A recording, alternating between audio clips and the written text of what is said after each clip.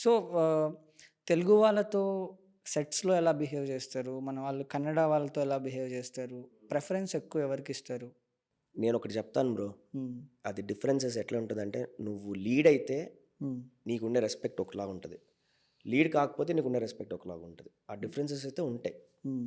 అది మీరు కన్నడ అయితే ఏంటి, తెలుగోళ్ళు అయితే ఏంటి. హ్మ్. అర్థమైందా? సో, ఆ డిఫరెన్సెస్ మీ ఎక్స్‌పీరియన్స్ బట్టి ఉంటుంది. మీరు చేసే క్యారెక్టర్ బట్టి ఉంటుంది. ఓకే. పెద్ద పెద్ద బంగ్లాలు, ఇల్లుల్లో షూట్ జేస్తూ ఉంటారు. ఎక్కడ ఎక్కడ దొరుకుతాయి బ్రో మీకవన్నీ? ఎక్కడికెళ్తారు మీరసలు? నేను ఫస్ట్‌లో అదే అనుకునేవాడిని సీరియల్ చూసేటప్పుడు. ఏంట్రా ఈళ్ళు ఇంత పెద్ద ఇల్లు చేస్తున్నారు ఎట్లా హౌ అని. వన్స్ వచ్చిన తర్వాత దానికంటూ సెపరేట్‌గా ఒక హౌసెస్ ఉంటాయి బ్రో. హ్మ్. బాగా రిచ్‌గా ఉండేవాళ్ళేంటంటే వాళ్ళకి 2, 3 ఇల్లులుంటాయి.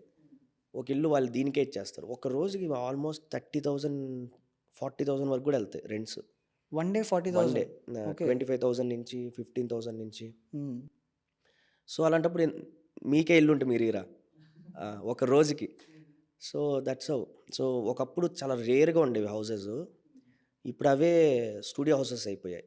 అంటే బయటికి ఎక్కడో పోయి చేసుకునే బదులు, ఇప్పుడు పెద్ద పెద్ద సెట్స్ పెద్ద పెద్దవి కట్టేస్తున్నారు.